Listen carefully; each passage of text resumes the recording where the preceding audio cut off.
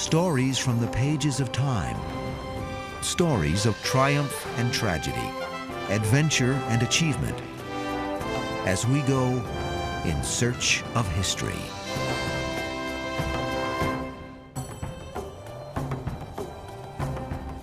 Summer 1911. In a remote area of Northern California, an Indian, in hiding for 40 years, walks out of the Stone Age and into modern civilization. This intriguing survivor, the last of his tribe, will have a profound impact on all those who meet him. Is he the key to understanding a vanishing way of life, or just a carnival sideshow exploited by the white man? The questions and controversies surrounding this mysterious figure as we go in search of Ishi, last of his kind. In the year 1911, America is at the center of a global industrial revolution. The nation has thrust itself into the 20th century with a burst of mechanical genius that invents the electric light, mass-produces automobiles, pioneers flight, and builds skyscrapers. America is in the business of manufacturing the most prized commodity of all, the future.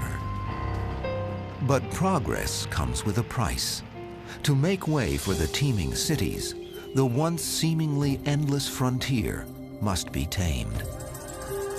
Caught in the sweep of this massive social change are the Indians who once freely roamed the plains. Those who haven't already gone the way of the buffalo are forced to either relocate to reservations or to assimilate into modern society.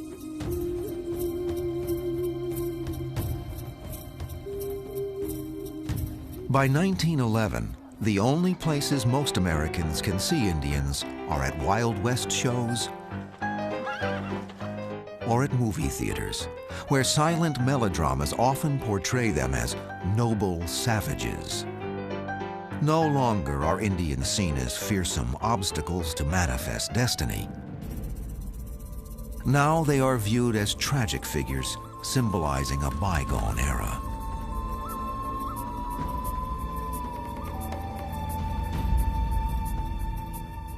The disappearance of native populations during this era of advancing technology motivates social scientists to create a new field, anthropology, devoted to the study and preservation of man's myriad cultures.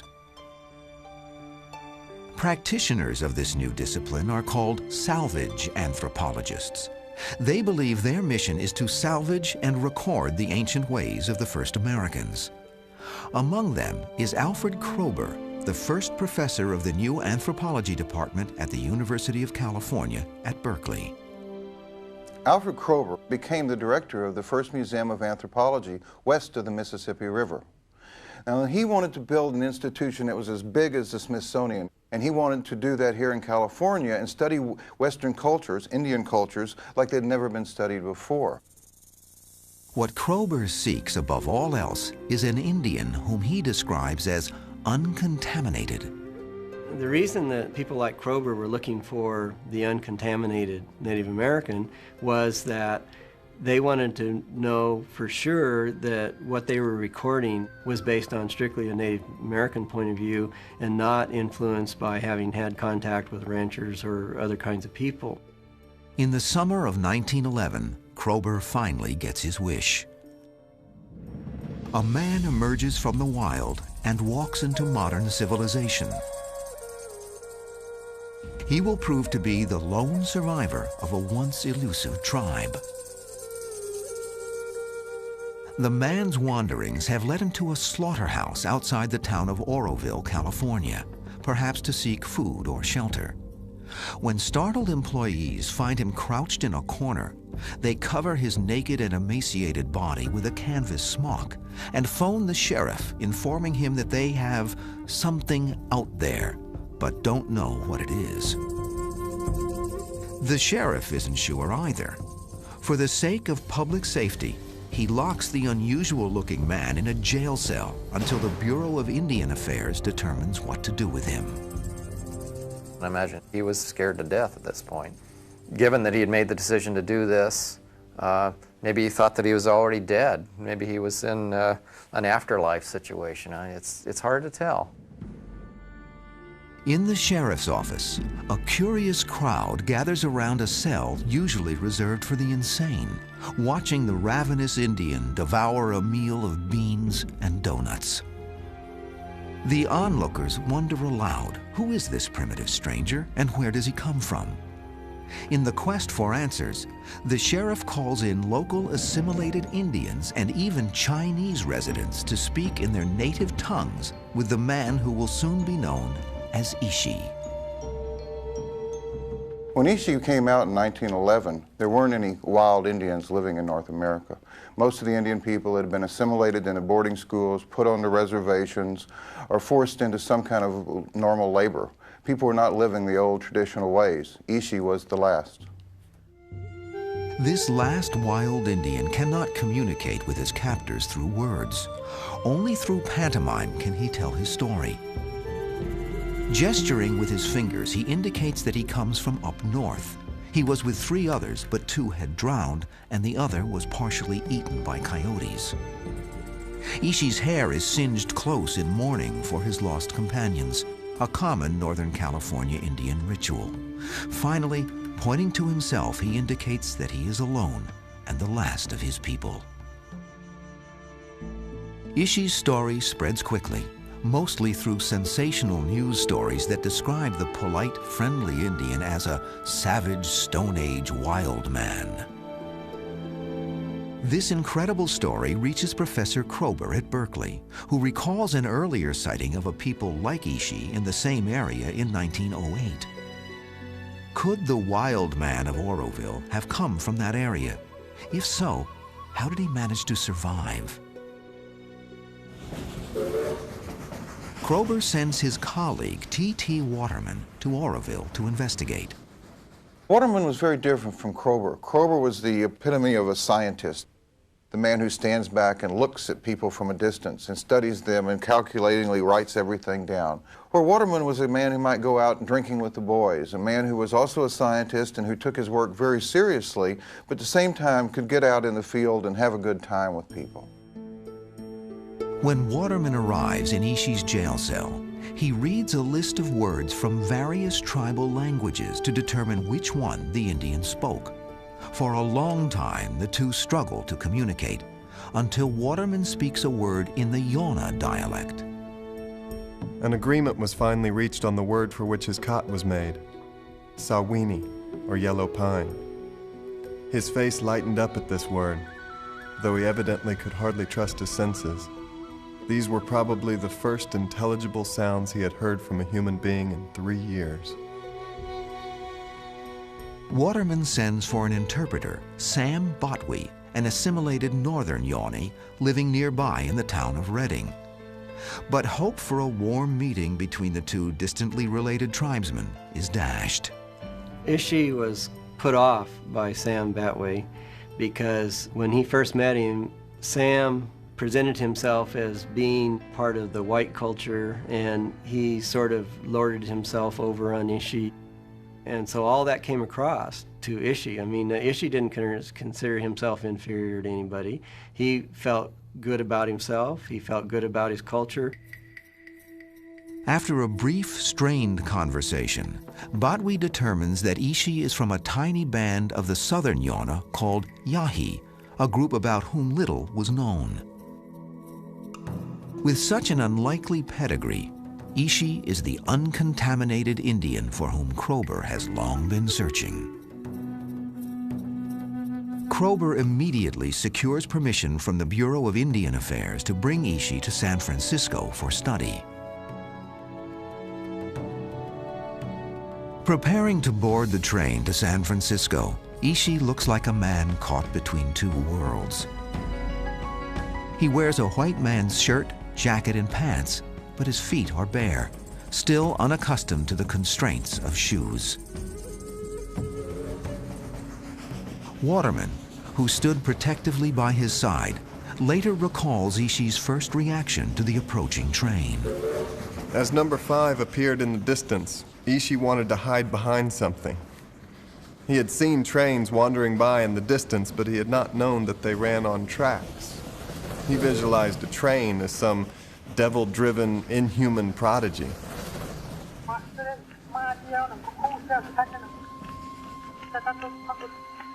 In an ancient Yahi tale known as the Journey of the Dead, one spirit upon death travels south looking for an entrance to the other world.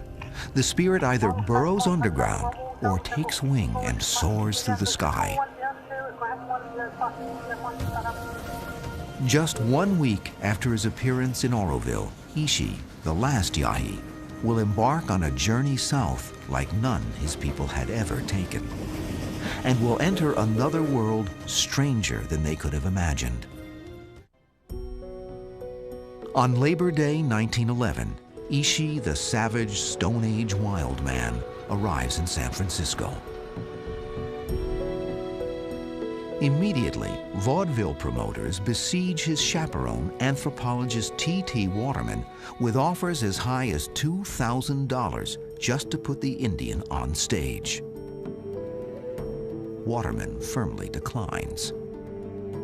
Finding the Indian is a breakthrough for science, not show business, a point Professor Kroeber emphasizes at the press conference. The capture of this man is of the utmost importance. He represents a new and supposedly extinct dialect. He is more of an aborigine than any of the Indians we have been working with for 10 years. He knows nothing of the whites. The reporters shower Kroeber with questions demanding to know the Indian's name. A lot of Indians are really reticent about giving their personal names, particularly to anybody outside their own group. These were people that were not part of Yahi culture, and so he would have been reticent to have provided his name simply because that's not what they did. The Indian never does reveal his real name, but begins to respond to the one Kroeber has given him, Ishi, the Yahi word for man. The naming begins an unlikely friendship between intellectual and aborigine. Ishi and Alfred Kroeber are a very unique pair of people. Opposites, you might say. A German from New York, a scientist, and an Indian man from Northern California raised in a traditional environment. How opposites you could get, yet at the same time there was an incredible respect and appreciation for each other and what they could share and what they could learn from each other. Under Kroeber's watchful eye, Ishi acclimates quickly to his new world. During his first day at the museum, photographers request that he pose in animal skins. Ishi, who has spent most of his life wearing little, if any, garments, declines. His reason, as expressed through his interpreter Sam Botwe, is that no one else in the room is dressed that way. In the following days, Kroeber notes that Ishi's most common facial expression is the raising of his eyebrows each time he encounters something new. They arch in amazement at everything from penny whistles and safety pins to typewriters and electric lights. The proper way to raise a window shade is a puzzle. Getting water from a faucet a pleasure, and transportation a miracle. He prefers streetcars to automobiles. They're bigger and have bells. When Ishi first sees an airplane in flight, he asks if a white man is in it. When he learns that there is, he just laughs. Ishi is impressed by these modern conveniences, but he isn't fooled by them. The white man is clever, but not wise, he observes.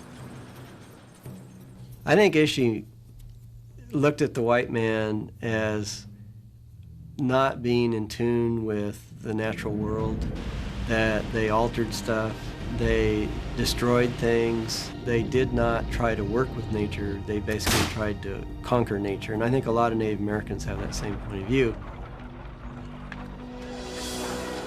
What amazes Ishi most about San Francisco is the sheer number of people. At a city beach, thousands of sunbathers astonish him more than the vastness of the ocean. Hansi Soltu, he exclaims.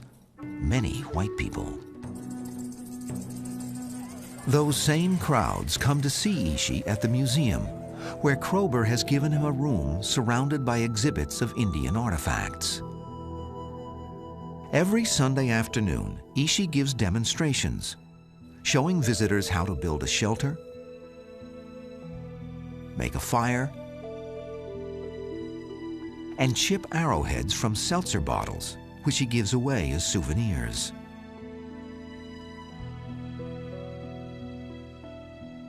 He soon becomes the museum's most popular attraction, drawing nearly 24,000 people his first 6 months there.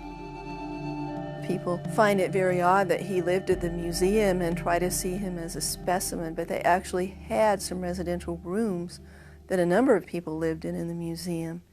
And what they did is they gave Ishi a niche in this society that he could fit in and be comfortable in. Just like if you or I go to live among Indians today, they will find you a niche that's comfortable.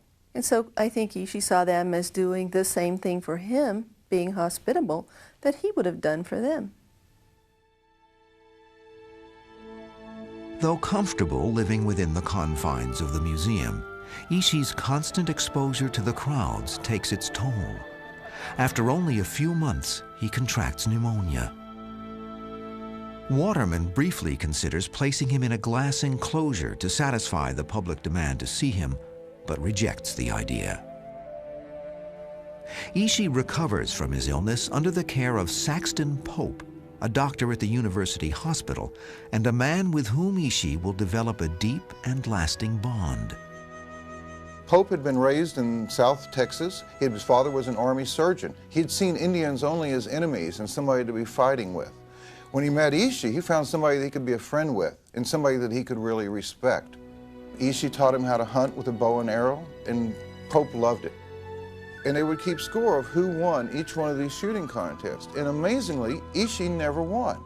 Ishi was used to shooting at real targets, at real animals with a short bow. Ishi must have been very much amused by this idea of shooting competitively, the bow and arrow.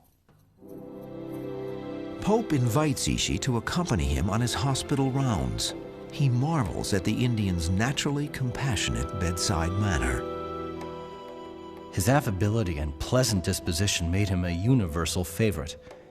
He visited the sick in the wards with a gentle and sympathetic look which spoke more clearly than words. He would go from bed to bed like a visiting physician, looking at each patient with quiet concern or a fleeting smile that was very kindly received and understood. Ishi's receptiveness to his new world contrasts sharply with his reticence to reveal the secrets of his old one. Kroeber and Waterman implore him to speak about his family, the fate of his tribe, and the circumstances that brought him out of the wilderness, but Ishi persistently refuses to address these subjects. Most Native Americans have a taboo against speaking of the dead, and the Yahi and Ishi particularly. If you spoke about the dead, it would bring their spirit back, which could be very dangerous and hazardous to your health. They could kill you.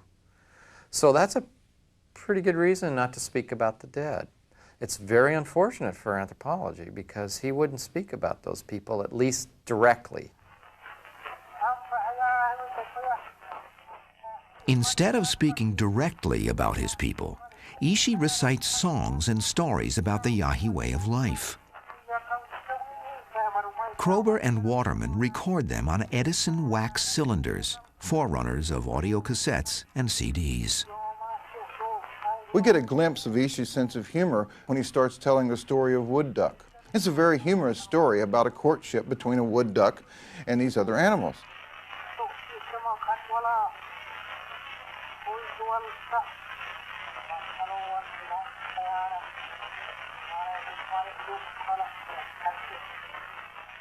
And Ishi would tell this story using the different voices of different animals and bringing whether it was coyote might have one voice, it might be another voice for wood duck, it might be another voice for the woodpecker. And Ishi would assume these voices almost like a cartoon. Other stories are serious, offering instructions on how to make everything from arrows to acorn soup. Kroeber and Waterman managed to compile a vast collection of Yahi lore. Though they have difficulty understanding everything Ishi says, his stories give them a fleeting glimpse into his old world and an understanding of how he has adapted so well to his new one. If you look at the songs and the stories that the Yahi tell, they're about a way to live a life. Everything has a logical order in his world, and that is the way he was raised. And everything he was taught made sense. And I think that gave Ishi a very strong foundation on which to make the transition from his world into ours. By 1913, just 2 years after his arrival in San Francisco, Ishi has learned enough English to get by and can sign his name. His daily routine includes working as a museum janitor, riding the trolley on his own, and spending his free time in Golden Gate Park, observing animals and befriending children. In the park, he played with children a lot, and I've met old people now who knew Ishi in the park when they were children who lived in that neighborhood and enjoyed him thoroughly. Perhaps no one observes Ishi's evolution with more interest than T.T. Waterman. Their close friendship began the day they met in the Oroville jail, and Ishi becomes a regular house guest at the Waterman home. Ishi saw the Waterman family as this nuclear family that he could actually come into and be this uncle or whatever, as a very positive thing for him, and it might have been one of the most important things in Ishi's life, which people don't pay a lot of attention to because there isn't a lot of information about it. But my take on it is that given that family is extremely important among hunter-gatherers, and Ishi didn't have that for a good part of his life, or for many years, I think he placed a lot of value on that relationship with the Waterman family. Ishi's warmth, good manners, and tidy appearance inspire Waterman to comment. He convinced me that there is such a thing as gentlemanliness, which lies outside of all training. It is an expression purely of inward spirit. He had an inborn considerateness that surpassed in fineness all of the civilized breeding with which I am familiar. In 1913, the Bureau of Indian Affairs gives Ishi a choice: go back to the wild or join other Indians on a reservation. Ishi chooses neither. "I will live like the white people from now on," he says, speaking through interpreter Sam Botwe. "I want to stay where I am. I will grow old here and die in this house." Ishi decided to stay in San Francisco. He felt he was at home. There were people that cared about him. If you look at his photos, you see him smiling, you see him happy, you see him with other people enjoying their company. And that's very Indian. Indian people like to be around other people. They like to share things. They're not hermits. Ishi's future clearly lies in San Francisco, but his past remains shrouded in mystery. Though he continues to refuse to talk about what happened to his tribe, Professor Kroeber uncovers several eyewitness accounts of the Yahi's demise in the historical record. They are enough to piece together much of the bloody history of Ishi's people. At their peak, the Yahi numbered about 400 and lived along Mill Creek in the foothills of Mount Lassen, a volcanic mountain. They were as rugged as the land and defended it with a ferocity that intimidated neighboring tribes. That was one of the defining characteristics of Yahi culture, is that they were very aggressive. They had the I don't know, you might say the Napoleon syndrome. They were small and they were very aggressive. This aggressiveness led to their doom when they encountered their most militant foe, the white man. He came in droves through Indian country during the gold rush of 1849. One of the things that to me is so dismaying about California's gold rush history is that the violence done against the Indians of California during the gold rush, and there was a massive amount of violence, in fact there was an orgy of violence, was done at the hands of militia. State troops, miners, militias, and vigilante groups that went out and hunted and killed Indians without remorse. While other tribes capitulated, the Yahis fought back. What they used to hunt, they now had to steal. Soon they became the hunted. Even acorn gathering became an act of life and death as it exposed the Yahi to white attack. In this hostile atmosphere, Ishi was born in the early 1850s, a time when it was not only legal to hunt Indians in California, but highly profitable. The California state government back in those days was paying so much money for each scalp, and if you brought the whole head in, you got even more money. And then they were reimbursed by the federal government. And so one period of time in there, California paid more than $1.5 million for Indian scalps. In spite of this genocidal policy, Ishi's people would not be taken easily. Adept at guerrilla warfare, they drove off cattle and destroyed property, avenging the atrocities against them.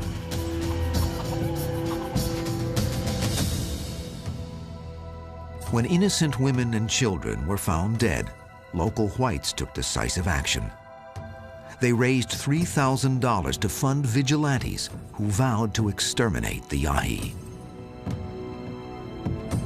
Robert Anderson, the sheriff of Butte County, and Hiram Good, who at one time had 40 Indian scalps hanging from a tree in his front yard, led the death squad. Beginning in 1865, they massacred the Yahi on 5 separate occasions, killing up to 40 Indians each time. During one of these incidents, Ishi, then a boy, and a woman presumed to be his mother, jumped into a creek and floated past dead family members to safety.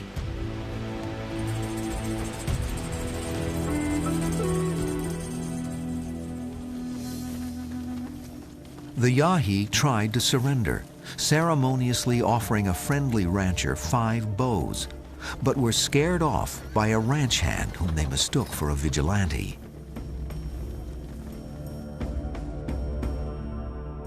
The reign of violence culminated at Kingsley Cave in 1871. There, 30 Yahi were killed in cold blood at close range. One vigilante could not bear to kill the children with a rifle. It tore them up bad, he said. Instead, he shot them with a revolver.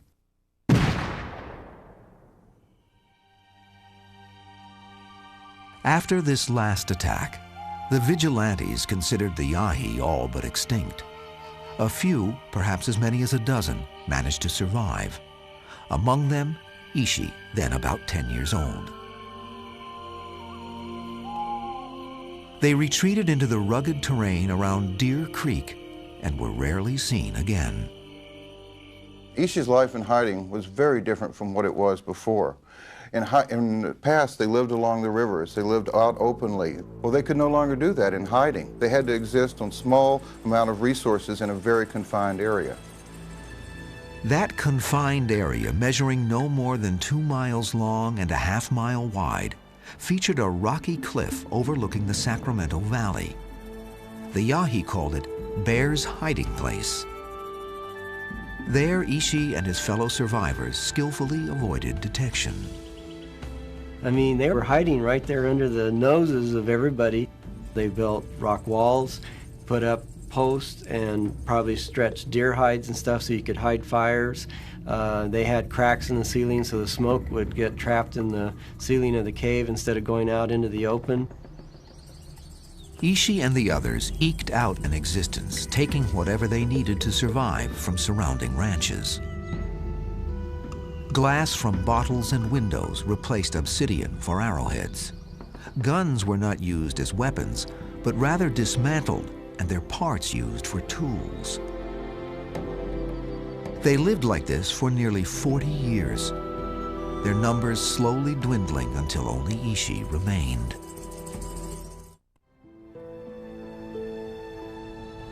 Ishi and a small number of Yahi Indians hid so well that most whites believed them to be extinct. Until 1908, when a group of Oroville Power Company surveyors came upon the Yahi camp and took their tools and other belongings. The sad thing for the Yahi was that this was in November, which was toward the very end of the fall when they needed to gather as much food for overwintering. Now the Oroville Power and Light people didn't know this, but these very important tools that they had, such as grinding stones, bows and arrows, baskets for collecting, all that stuff was taken away. And that probably was the first step causing the final demise of the Yahi. In 1914, anxious to see how Ishi lived in his own environment, Kroeber asks the Indian to take him to Deer Creek, the Yahi's last refuge. But Ishi protests. There are no chairs, houses, or beds there, he argues. These are excuses, not the real reason. There were dead people living in Deer Creek that were his ancestors, and that's very dangerous. It almost seems like the Yahi, or Ishi, had a similar feeling about the dead that the Navajo do. You just stay completely away from the dead. After 3 years in civilization, Ishi is persuaded to make the journey. In the spring of 1914, he, Kroeber, Waterman, and Dr. Saxton Pope and his son head out for Deer Creek. Their guide, Merle Apperson, had been with the Oroville Power Company surveyors when they happened on the Yahi in 1908. Apperson shows Kroeber the artifacts he stole from the Yahi campsite. Kroeber stopped and said, "I will give you any amount of money to buy that material," because he wanted to bring it back with Ishi to the museum. And he did sell it, and we now have it in the museum. A lot of those objects that were stolen and might have caused the final demise of the Yahi. There is no written record of Ishi's reaction to that. We don't know. We don't know how he reacted to that at all. As the Kroeber party approaches Deer Creek, Ishi grows uneasy. Dr. Pope's son, Saxton Pope Jr., notes the change in his behavior. Ishi was worried that the spirits of his lost relatives would still be roaming over the land. He said the voice of his sister was calling him. One night, Ishi slipped away and disappeared into the brush. When he came back, he told me his people were not lost, that they had found their way. After that night, Ishi seemed relaxed and content to be back in his country. In Yahi country, Ishi is the master, and the others merely students. He shows them Bear's hiding place and explains how he'd lived in hiding. He fishes with a harpoon. He hunts with a bow and arrow. When Ishi can't find a deer, he blames it on Pope for smoking and requests that he stop. Pope acquiesces, and Ishi gets his deer. He skins and butchers the animal as the Yahi have done for generations. To relax, they all swim in the cooling waters of Deer Creek. The trip proves vital to both Ishi and Kroeber. Kroeber is now able to compile a unique ethnographic record of how the Yahi had lived. Ishi tells him more than 200 place names and 100 plants for food and medicine. The trip is also vital for Ishi. It is the first time in his life he is at peace in his own land. Dr. Saxton Pope observed the effect that had on him. In 1914, we see him at his best. On his trip, he was undoubtedly in prime health. His stature is magnificent. There is grace and strength in every contour. He was absolutely perfect. He worked, hunted, played, and enjoyed life.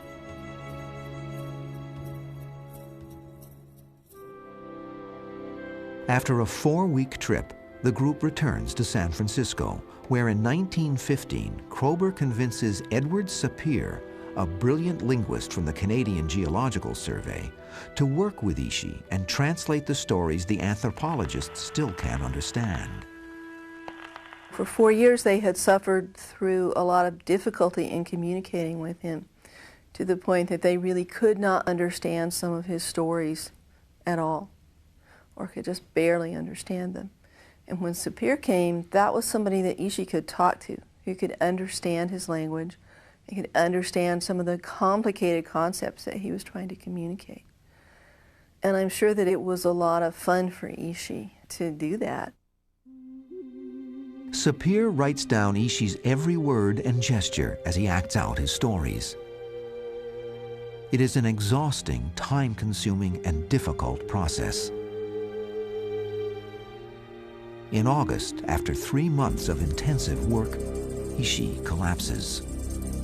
There's a real poignant point in the notebooks where, as they went through, they wrote down the story and then they did some translation, and at a certain point, the analysis or translation breaks off, stops, and that's the day that Ishi went to the hospital in San Francisco. Ishi is diagnosed with tuberculosis. Ishi had survived genocidal attacks by vigilantes and a long, perilous existence in hiding. But neither experience had prepared him for his toughest challenge, battling tuberculosis. At the peak of his illness, he is placed in the care of his good friend, Dr. Saxton Pope. At the period when he seemed to be failing so rapidly that the end may be near, I coaxed him to get out of bed and let me take his picture once more. He was always happy to be photographed and accommodated me. It was only after the picture was developed that I realized to what a pitiful condition he had been reduced. Had this been apparent before, I should not have asked this exertion of him.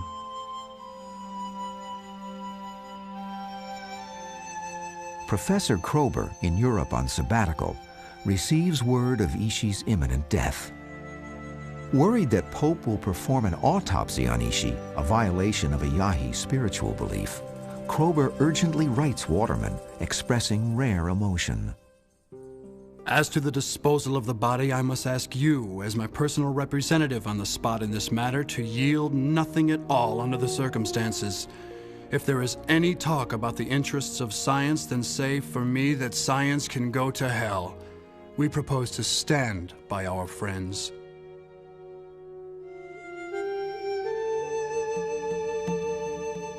When he becomes too weak to talk, Ishi communicates to Pope in hand gestures.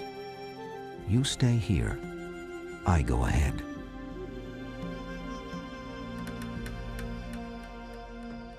On March 25, 1916, Ishi dies.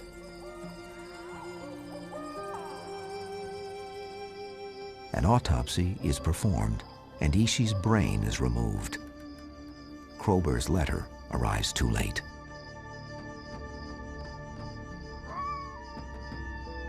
Together, Waterman and Pope accompany the body to a cemetery near San Francisco, where it is cremated. Ishi's ashes rest there still, in a small Indian pottery jar. Ishi's death deeply affected all of his friends. Saxton Pope, inspired by Ishi, went on to become the father of modern archery. For years, T.T. Waterman struggled with the guilt he felt for pushing Ishi too hard in his last year. Dr. Kroeber was never the same. Of the many Indians he studied, Ishi was the only one with whom he ever became close. Soon after Ishi died, the professor began to question his choice of anthropology as a career, and in his confusion, entered psychoanalysis. Only on rare occasions did he ever speak of Ishi. He was industrious, kindly obliging, invariably even-tempered, ready of smile, and thoroughly endeared himself to all with whom he came into contact. With his death, the Yahi were no more. I think Ishi's main legacy is that he stands to challenge our stereotypes of indigenous people in North America. He's made us appreciate American Indians in a new way. I think as a Native American myself and others feel that he's sort of the example of everything that went wrong in terms of the prejudices faced by 19th century California Indians. Ishi is sort of the poster boy for the abuse of science in human experiments. Ishi had a sense of balance about the world, where he saw that everything had its place. He dealt with strange things by laughing at them, and I think we could all learn to laugh at the world and be a little bit healthier. In February 1999, researchers from the University of San Francisco finally solved the mystery of the disappearance of Ishi's brain. After a 2-year search, they located the preserved organ in a warehouse at the Smithsonian Institution. Northern California Native Americans planned to give Ishi's remains a proper burial. The quiet Yahi man whom the anthropologists called Ishi had a profound impact on everyone who knew him. From the moment he appeared, naked, hungry, and shivering in that slaughterhouse in Oroville, he became a teacher whose lessons are etched in the language of the heart. What makes a person civilized is not his sophistication, but his spirit. A spirit that made Ishi the last of a kind, a first among men. An inspiration to us all as we go in search of history.